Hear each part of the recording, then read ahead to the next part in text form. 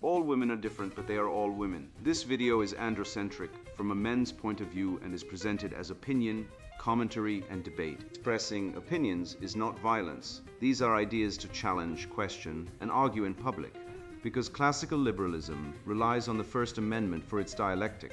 If you are a feminist, then consider this. If patriarchy truly existed as claimed, feminism could not. And if all men are trash and women are equal to men, then what are we to conclude? Women will die for their children, men will die for their wives and children, and God chose to die for all mankind. Authority rolls up with responsibility. If this framing of facts offends you, click off to a cute cat video. Proceeding further will expose you to gamma bias and criticism directed at ideas, claims, institutions, not at any individual's virtue or dignity. Our method follows the 7 liberal arts. The trivium, grammar, logic, rhetoric, and the quadrivium, arithmetic, geometry, music, and astronomy. And the transcendentals, the good, true, and beautiful. If this framework is not for you, feel free to exit now. It's no disgrace. Women are wonderful. God bless America. Men are great. Bell curve equality. Satanic Marxism, inverting differences, rewarding parasites, and punishing good behavior. Written by Conrad Riker, available now, links in description. He's talking again, and it's still about him. How the cult of male narcissism, feminist gaslighting, and the death of sacred listening are destroying men, marriage, and the West. You know what I heard last week? A woman on a podcast, earnest, tearful, so brave, confessing that her husband never really listens. He doesn't do the emotional labor. He just sits there silent while she talks, not nodding enough, not therapizing her in real time, not performing empathy like a trained circus seal. So she left him, found a more present man, one who journals his feelings daily, posts about his inner child, and asks her how she feels every 47 minutes, like it's a customer satisfaction survey. And you know what I thought? Welcome to the feminine revolution, where listening is no longer a sacred act of presence, but a paid subscription service for female emotional consumption. The West didn't fall to barbarians at the gate. It fell to women who turned marriage into a spa retreat and men into butlers with penises. You think I'm exaggerating? Let's do math. 80% of divorce filings are initiated by women. 70% of family court cases involve false allegations or weaponized children. Men are 3.5 times more likely to be arrested for saying the wrong thing online than for actual violence. And we're supposed to believe the problem is toxic masculinity. Please, the only toxicity here is the lie that men exist to mirror female feelings like emotional hand mirrors at a narcissist's masquerade ball. I once watched a man weep because his wife said he was emotionally unavailable after he worked 60 hours a week, paid the mortgage, raised 3 kids, and held her hand through chemo. His crime? He didn't talk about his feelings while doing it. Meanwhile, a woman can walk into a bar, scream men are trash, get a standing ovation, and still expect a man to marry her, fund her lifestyle, and die quietly in the garage at 62 from a stress-induced heart attack. That's not equality. That's gynocentric feudalism, the last empire no one admits exists. And don't get me started on marriage. Feminists call it oppressive. Sure, oppressive like gravity is oppressive. You don't abolish gravity because it's inconvenient, you learn to walk. In 1950, 72% of women called marriage their highest calling. Today, 61% of women under 30 say it's outdated. Funny how that lines up with no-fault divorce, alimony scams, and a 500,000% rise in women weaponizing child custody. But sure, men are the problem. Let's keep pathologizing male silence, mocking male duty, and gaslighting male pain until the only men left are either silent statues or cucked eunuchs begging for forgiveness for existing. I've got news for you. The male soul isn't broken. It's been excommunicated. Ego, echo, and the empty throne. The cult of self in modern man. I have recorded 40 hours of audio journaling before my wedding, the man told me, eyes glistening with the self-importance of a monk transcribing divine revelation. And I still don't know what kind of husband I want to be. 40 hours. That's more than a full work week spent narrating his inner weather to a microphone, not in pursuit of virtue, but in search of approval. He wasn't shaping integrity, he was constructing a crowd for his emotional debris. This is not reflection. This is pride dressed as insight, repetition pretending to be wisdom, and the hollow seat of self-idolization where once stood duty, honor, and the quiet courage of men who lived, not chronicled, their days.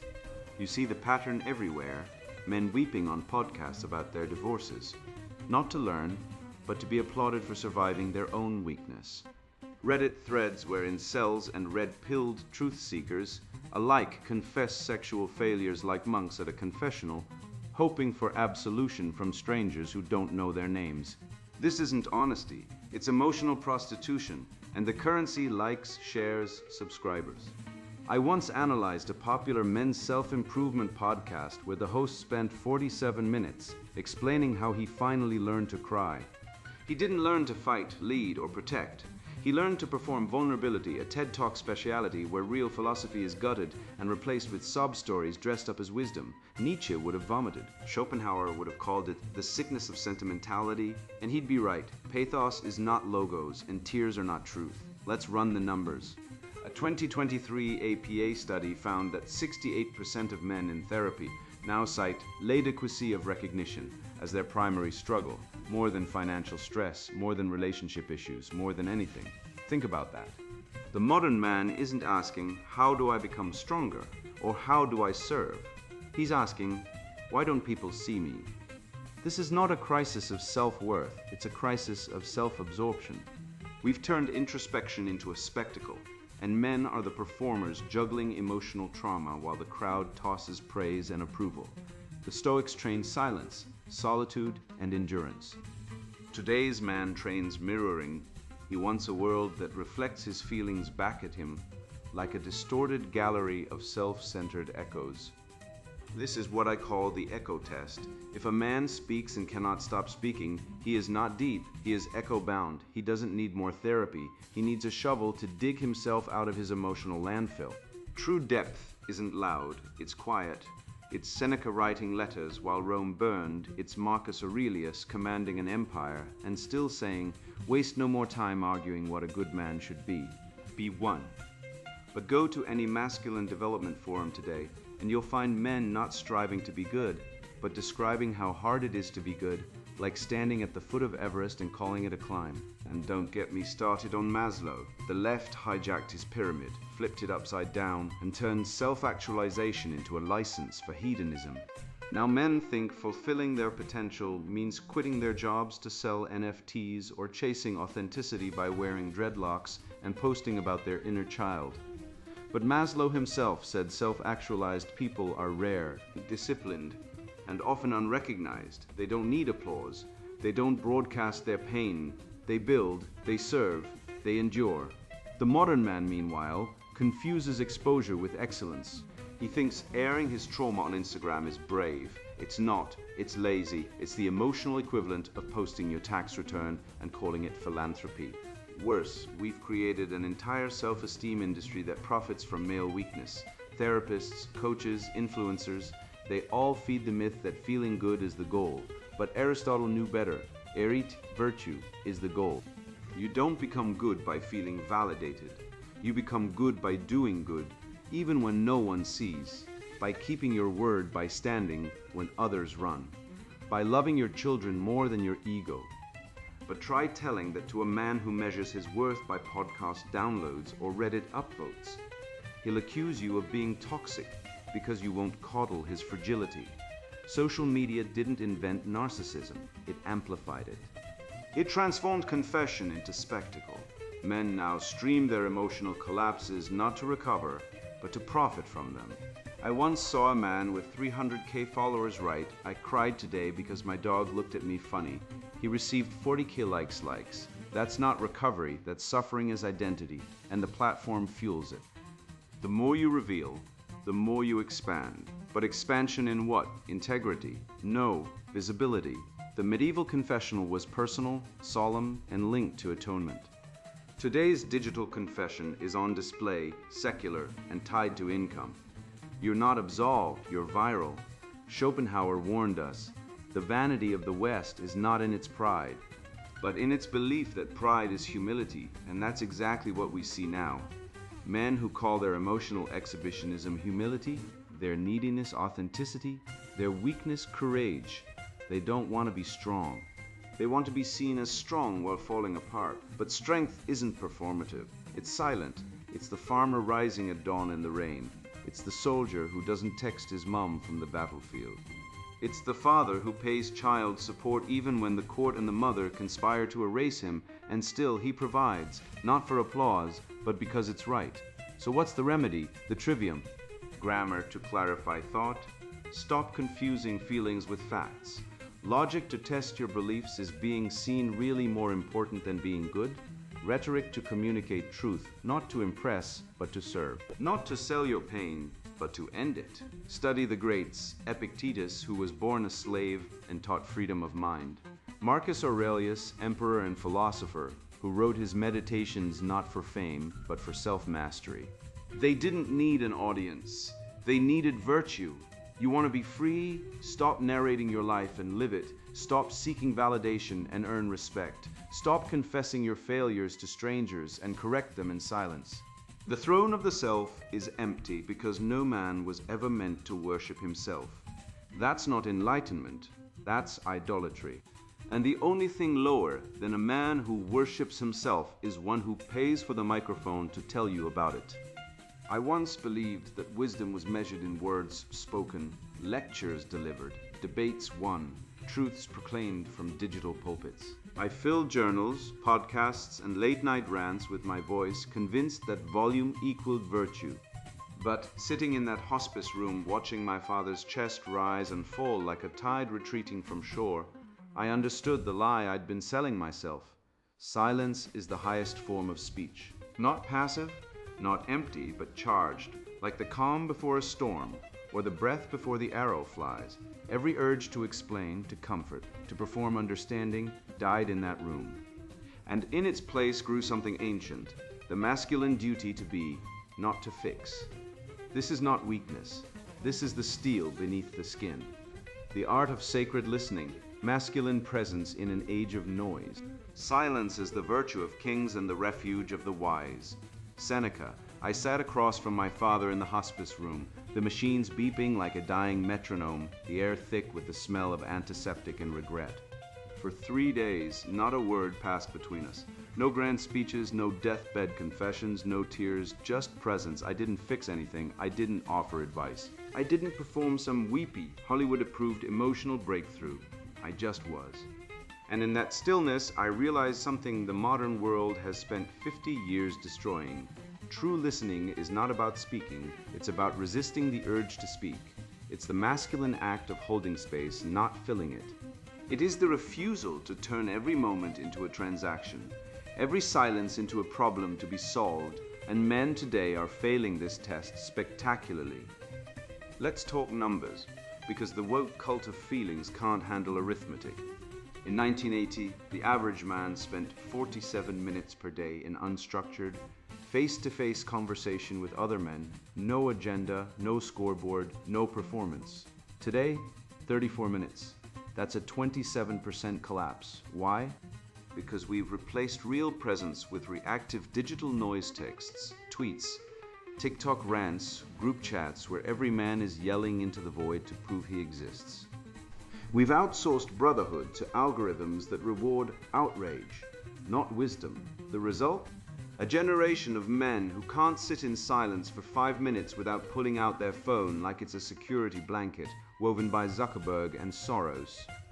You want to know why male suicide is rising? It's not lack of emotional expression. It's the inability to endure presence with others, with themselves, with God. We've turned men into emotional junkies, chasing the dopamine hit of being seen, heard, validated, while losing the capacity to simply be. Feminism didn't want men to listen. It wanted men to serve. The phrase emotional labor was never about mutual respect. It was a guilt trap designed to feminize male virtue into servility. Suddenly, listening wasn't a strength, it was a debt. Men were told they had to show up emotionally or be labeled toxic. But what does that mean? It means perform tears on command. It means interrupt your own thoughts to soothe female fragility. It means apologize for existing. I've seen men broken by this cult. Men who once stood tall, now reduced to emotional baristas, serving up empathy lattes to women who wouldn't recognize genuine feeling if it punched them in the face, and the punchline. Women, on average, initiate divorce in 73% of heterosexual marriages, despite having the lowest suicide rate of any demographic and near total control over reproduction. You want to talk about emotional labor? Try being a father who gets 20% of parenting time after being financially raped by family court. Try being a man who gets arrested for commenting on a woman's appearance while women walk free after aborting a 7-month fetus. But no, don't listen. Just feel, you toxic brute.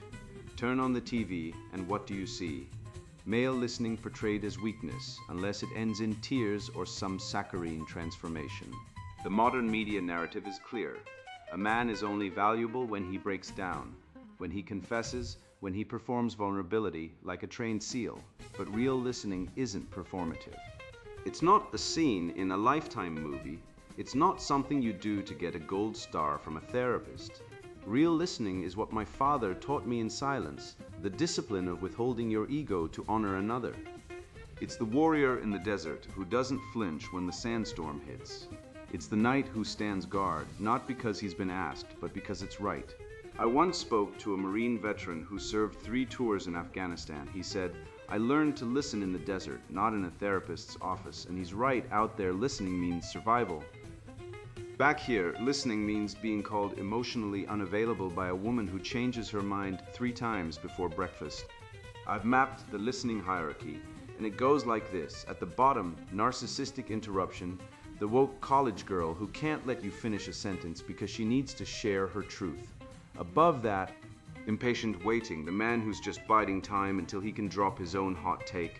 And at the top, sacred presence, the rare man who can sit in silence, who doesn't need to fix, perform, or prove. This is the lost art. This is the masculine virtue that Schopenhauer understood when he said, "A man of wisdom is known not by what he says, but by what he refuses to say." But try telling that to a culture that rewards men for crying in public while ignoring the 80% of suicides that are male. Try telling that to a world where men are arrested for commenting online while women riot for free abortions and paid orgasms.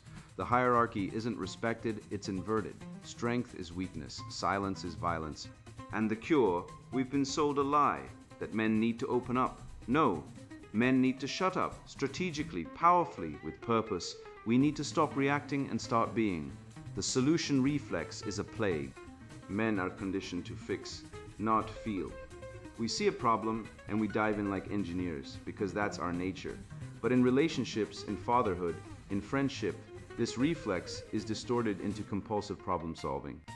A woman says she's sad, and the man immediately offers solutions. Have you tried yoga? Maybe you should talk to someone. Let's go for a drive. No, sometimes the most powerful thing a man can do is say nothing. I once watched a friend sit with his dying mother for 4 hours, holding her hand, not speaking. After she passed, the nurse said she was at peace. That man didn't fix a damn thing, he just stayed. And in that moment, he was more powerful than any politician, more present than any influencer. But try teaching that to a generation raised on TED Talks and self-help grifters who sell vulnerability as the new masculinity. Real masculinity isn't about sharing your feelings, it's about mastering them. So here's the remedy: stillness drills every day for 10 minutes. Sit with another human being, no phone, no agenda, no fixing. Just be. Don't judge, don't advise, don't perform. Let the silence speak. This is not soft training. This is warrior training. It builds the muscle of masculine presence, the kind that doesn't crumble when the world screams for attention. You want to fight the feminist Marxist machine? Start here, because they can't control a man who knows how to be silent. They can't guilt trip a man who refuses to react. And they certainly can't destroy a man who understands that true power isn't in the word spoken, but in the word withheld. I once believed the lie that equality in marriage meant fairness, meant partnership, meant love. I bought the narrative hook, line, and sinker. That modern marriage was evolving into something better, freer, more honest. But then I looked at the data, I listened to the stories, I watched the slow-motion suicide of Western family life, and I realized the truth is far uglier. What we call gender equality isn't equality at all. It's a one-way transfer of power, a silent coup executed over decades by ideologues who hate the natural order and despise male strength. They've reframed sacrifice as oppression, duty as slavery, and loyalty as pathology, all while women are encouraged to maximize options, minimize commitment, and weaponize emotion like a scalpel in a courtroom. This isn't progress. This is plunder, and if we don't name the beast, we'll all be devoured. Marriage matriarchy and the myth of oppression reclaiming the sacred covenant. A woman's love is like the moon, changeable, mysterious, and always pulling at the tides of a man's sanity. That's not Schopenhauer, but it should be. I once met a man, let's call him Eric, who spent 12 years raising 2 kids, paying every bill, driving the minivan to ballet and soccer, while his wife checked out emotionally by year 3, then legally by year 10.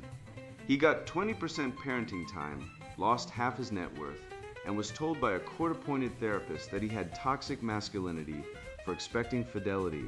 Meanwhile, she moved in with her yoga instructor, posted self-love on Instagram, and filed for more child support.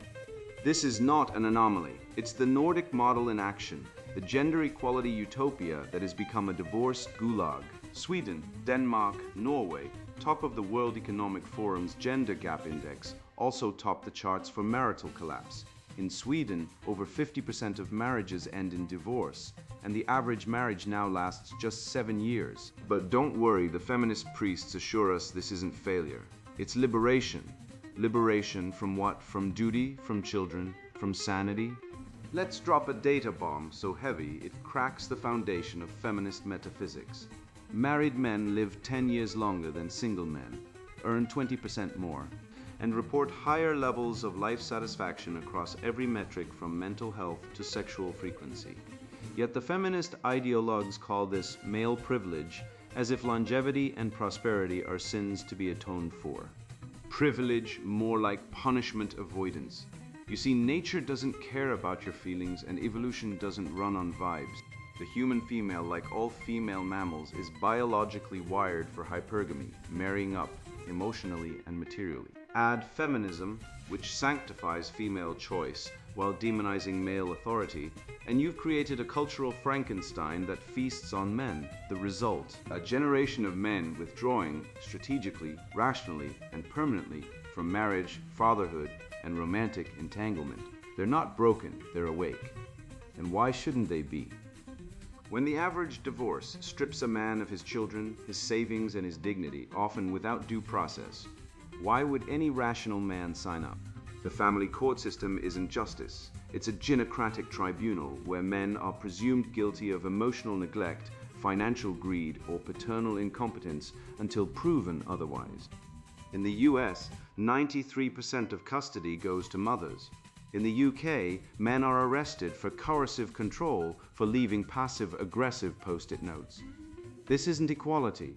It's gendered tyranny disguised as progress.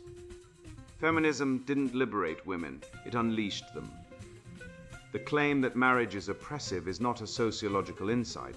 It's a Trojan horse for female emotional entitlement and serial mating. In 1950, 72% of women said marriage was the highest calling. By 2020, 61% of women under 30 said marriage is outdated. Outdated? Like rotary phones, like typewriters. No, outdated like responsibility, like sacrifice, like loyalty. Feminism reframed marriage not as a covenant but as a contract, transactional, revocable, and subject to renegotiation every time a woman feels unseen or unappreciated. And who defines unseen? Her therapist. Her Instagram followers, her gal pals at the wine night. The modern woman doesn't seek a husband. She seeks a servant who must love her, serve her, and then disappear when she's bored. I call it the love me, serve me, disappear triad, and it's the new courtly love, except instead of knights jousting for honor, we have beta males crying in therapy while their exes take their kids and their cash. Examine popular media, the morning show Marriage Story. Big Little Lies. Each paints men as emotionally disconnected, repressed figures prone to abuse, while women are cast as morally upright survivors crushed by systemic oppression. In Marriage Story, Adam Driver's character is effectively imprisoned simply for fighting to stay connected to his son.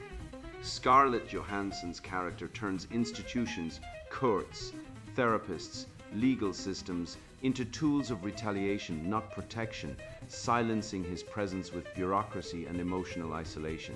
Viewers respond with tears, but not for the father stripped of his role. Instead, they celebrate the woman who finally spoke her truth. She buried his under mountains of litigation and estrangement. This isn't narrative, it's deliberate indoctrination. The entertainment industry isn't mirroring society, it's reshaping it. One emotionally charged, male demonizing screenplay after another. And the aim: to shame men for seeking commitment, for valuing family, for hoping for fairness. But let's speak truth. Marriage is not a contract. It is a covenant, ontological, binding, sacred. A contract says, I'll do this if you do that. A covenant says, I will stand by you even when you're unlovable, even when you fail, even when the world burns. I once met a man whose wife developed late-stage MS. She couldn't walk, talk, or feed herself. He bathed her, fed her, changed her, held her every single day for 8 years. When I asked him why, he said, I didn't sign up for happiness. I signed up for her. That is not romantic love. That is agape, the love that builds civilizations. Christianity understood this. Marriage is an icon of Christ, and the church, sacrificial, hierarchical, beautiful. Christ leads. The church follows, not because one is superior, but because order creates harmony. Feminism, in its satanic inversion, seeks to flatten this divine hierarchy into a roommate agreement with benefits. And when the benefits stop, poof she ghosts, he's gutted, and the kids are collateral damage. Schopenhauer warned, a man marries to rest, he finds only war. But the war isn't with woman, it's with the lie that marriage is a contract of equality. Equality in what? In sacrifice, in suffering, in duty. No. Equality is a marketplace concept, not a metaphysical one. A man does not marry to be equal, he marries to lead, to protect, to build. And when we abandon that truth, we don't get equality, we get entropy. We get broken homes, fatherless children, and men who'd rather live in a van down by the river than sign another prenup that treats him like a walking ATM with expiration date. The remedy is not more therapy, more dialogue, more communication skills. The remedy is virtue. Men must stop apologizing for leadership. They must reframe marriage not as a lifestyle choice, but as a divine vocation, a sacred duty that elevates both man and woman beyond their base instincts. Stop worshiping contracts. Start honoring covenants. Or else we'll keep feeding men into the feminist meat grinder, one divorce at a time. I remember the exact moment I realized the game was rigged, not by fate, not by chance, but by design. It wasn't the layoff, though that stung like a betrayal from a brother. It wasn't the divorce decree, though that carved out a piece of my soul with surgical cruelty. It was sitting in that fluorescent-lit office across from a stranger who'd never built anything, never fought for anything, never bled for anything, calmly instructing me to be softer, as if my masculinity were the disease and not the decaying corpse of a civilization that once honored duty, honor, and truth. That's when the scales fell. This wasn't advice. It was surrender demanded in the name of equality, and I refused. The gaslighting of men, how society pathologizes male grievance. Have you tried being softer? That was the advice I got after losing my job, my wife, and my kids, not from a priest, not from a philosopher, not from a man who'd weathered the storm, but from a therapist whose entire worldview had been colonized by feminist grievance theory. I sat there, a man who'd spent his life working, providing, sacrificing, now stripped of everything that gave meaning to his existence, and the best this licensed mouthpiece of the therapeutic industrial complex could offer was to suggest I melt. As if my spine were the problem, not the wife who cheated, the court that erased my fatherhood, or the corporation that replaced loyalty with diversity quotas. This isn't therapy, it's psychological colonization. It's gaslighting with a clipboard. Let's talk about James Damore. Google fired him not for being violent, not for harassing anyone, but for citing peer-reviewed studies in a memo titled Google's Ideological Echo Chamber, a document so mild in tone that a reasonable person might mistake it for a suggestion box submission. Yet the corporation, a trillion-dollar empire built on algorithms and data, responded not with data, but with dogma. We don't tolerate this intolerance. Think about that. Intolerance of intolerance. That's not logic, that's Orwellian word magic, the kind bureaucrats use when they want to punish truth without sounding like tyrants. Damore pointed out that men and women on average have different cognitive profiles, a fact confirmed by decades of psychometric research, from IQ distributions to spatial reasoning to risk tolerance. But in the new religion of equalityism, biological reality is heresy. So they burned the heretic, not with fire, but with cancellation. And while Google executives flew in private jets to Davos to preach inclusion, they were busy purging men who dared speak inconvenient truths. The joke writes itself. The company that claims to organize the world's information cannot tolerate a memo about information, and it's not just one man.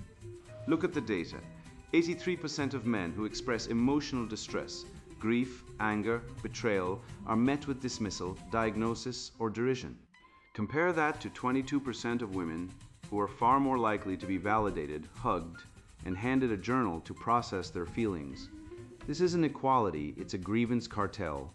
Women's pain is sacred, men's pain is suspicious. When a woman says she's hurt, we build movements. When a man says he's broken, we hand him a serotonin reuptake inhibitor and tell him to stop being so intense. This double standard didn't emerge from science or philosophy, it emerged from gynocentric bias baked into our institutions, from therapists to teachers to judges. A man who grieves the loss of his children is labeled angry, and anger in men is now a pre-crime, a diagnostic gateway to being silenced, medicated, or locked out of his family. This is not new. It's just dressed in yoga pants and TED Talk jargon. The Soviets used psychiatry to silence dissidents, calling them paranoid or schizophrenic when they criticized the regime. Today, Western institutions do the same to men who question feminist dogma. Say that women are more likely to initiate divorce. You're bitter? Say that false accusations are a real problem in family court. You're misogynistic.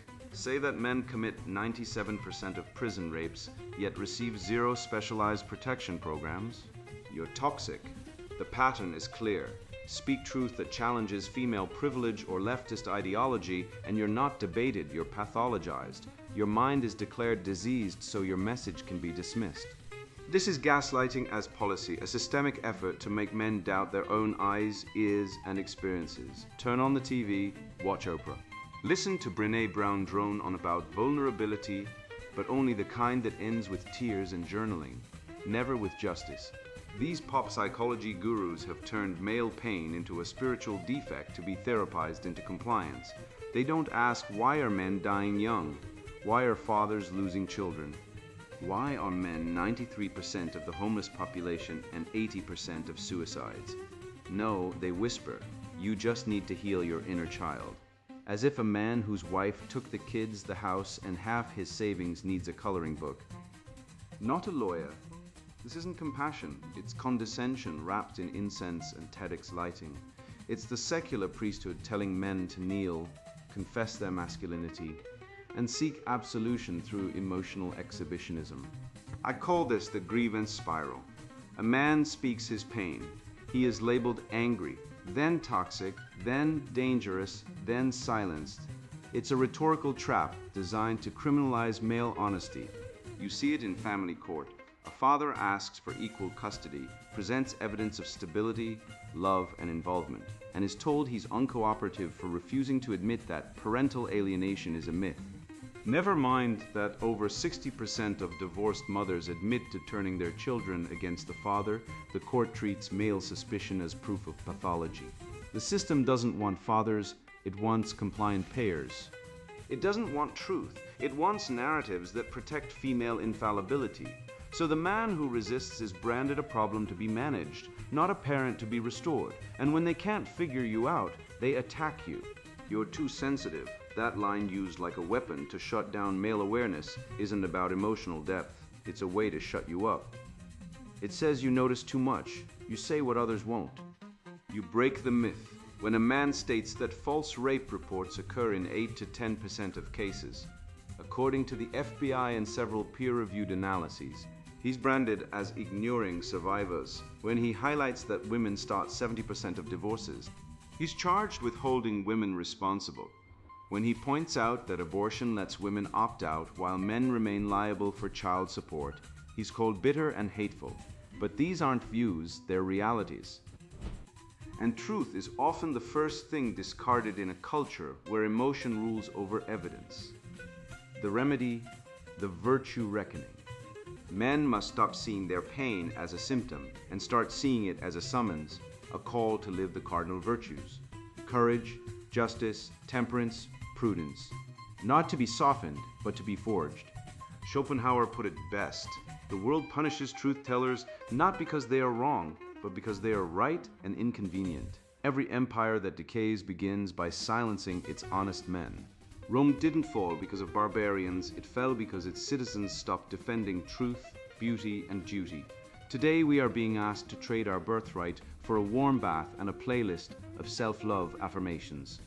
But no man ever found dignity in therapy. No civilization ever survived by medicating its heroes. And let's be clear, toxic masculinity is not a critique of vice. It's a linguistic weapon designed to demonize male nature, ambition, stoicism, protectiveness, strength, and replace it with compliant, feminized passivity. It's Marxism repackaged for the gender war. Just as Marx inverted property rights to attack capitalism, feminists have inverted moral language to attack men. Now, to be a man is to be suspect. To lead is to be domineering. To provide is to be oppressive. To defend is to be violent. They don't want to reform bad men, they want to shame all men.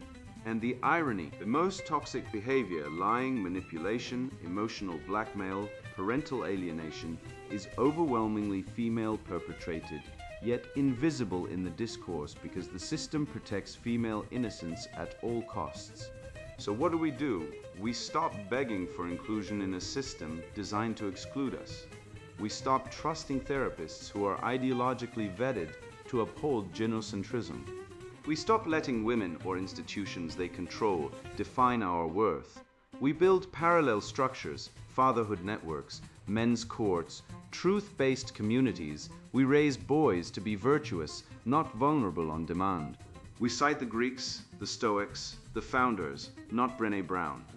And we speak loudly, unapologetically about the data that men are 75% of the homeless, 97% of prison rape victims, 80% of suicides, and still expected to be better without rights, respect, or recourse. The gaslighting will continue until we turn the lights on ourselves. You've been lied to since birth.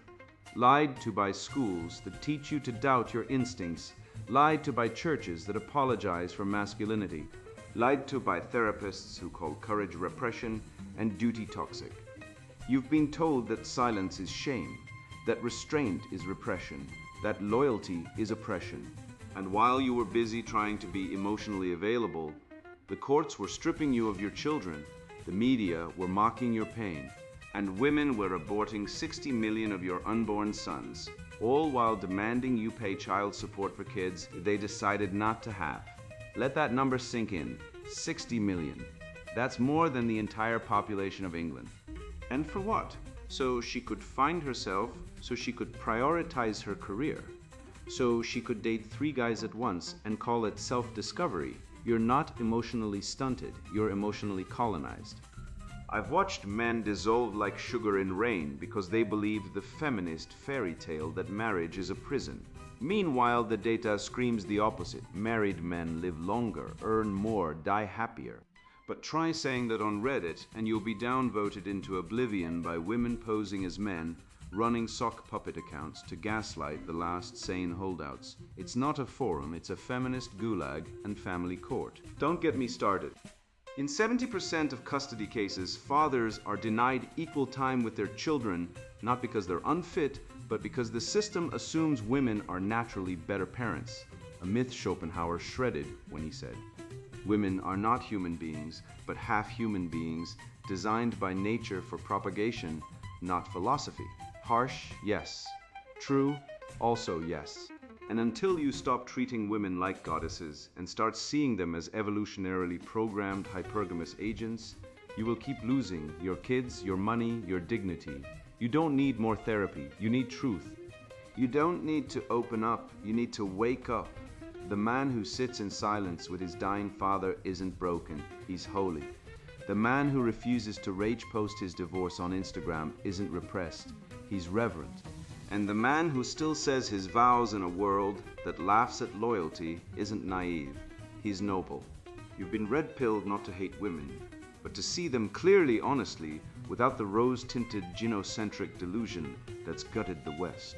You now know the difference between listening and performing listening, between marriage as covenant and marriage as contract, between speaking truth and screaming into the feminist void. You are no longer a patient in the asylum, you're the one holding the keys. Go forth, speak plainly, love deeply, lead fiercely. And when the world calls you toxic for refusing to apologize for being a man, smile and keep walking. The future isn't woke, the future is awake. And now the sponsored book introduction, Bell Curve Equality, Satanic Marxism, Inverting Differences, Rewarding Parasites, and Punishing Good Behavior. I used to think I was crazy. Every paycheck I earned felt like a ransom note, money vanishing into programs I never asked for, policies that punished me for working harder, and a culture that told me my very existence was toxic. I watched my friends get divorce raped in court, their kids turned against them, their jobs handed to diversity hires while they were told to man up and accept it. I saw boys drugged in schools for acting like boys, while girls got celebrated for failing upward. I saw the same pattern everywhere. The more you produce, the more they take. The more you obey, the more they punish you. And if you dared to point it out, they called you a misogynist, a bigot, a loser. But I wasn't crazy, I was just awake. This book is the knife that cuts through the lies. I wrote it because I was tired of pretending the system wasn't rigged. I was tired of watching good men get ground into dust by a machine that feeds on their labor, their dignity, and their future. I was tired of hearing that equality meant dragging everyone down to the lowest common denominator while calling it progress. This book names the parasites. It shows you the tax maps that turn you into a host organism. It exposes the voting blocs that legalized male robbery. It proves with math, with history, with blood-soaked reality, how universal suffrage turned the bell curve upside down, handing the reins of civilization to the least capable, most resentful, and most destructive. You'll learn how 1920 wasn't liberation. It was the year the West married its destroyer. You'll see the 5-step playbook women use to extract 3 for every 1 they pay in. You'll understand why schools drug boys, why courts enslave fathers, why corporations promote incompetence, and why the media pumps estrogen into everything. You'll see how dating apps turned romance into tax farming, how welfare wombs replace fathers with state checks, and how toxic masculinity is just code for male existence. Most importantly, you'll get the antidote. The rhetoric to flip their shaming language back on them, the legal tools to protect your assets, the philosophical armor to withstand their guilt bombs, and a 5-year plan to escape the plantation entirely. This book is not for everyone. If you believe women are oppressed, close it now. If you think socialism just needs the right people, go watch Netflix. If you cry about tone while your country burns, this will hurt you. This is for men who've been bled dry and still refuse to kneel. Men who've lost homes, kids, jobs, or hope and want them back. Men who see the collapse coming and want to survive it. Men who are ready to stop apologizing for existing. You will not like everything in here. You will not like yourself in parts of it. But if you finish it, you will never be lied to again. And that is worth every penny they ever stole from you. Bell Curve Equality, Satanic Marxism, Inverting Differences, Rewarding Parasites, and Punishing Good Behavior. Written by Conrad Riker. Buy now, links in description.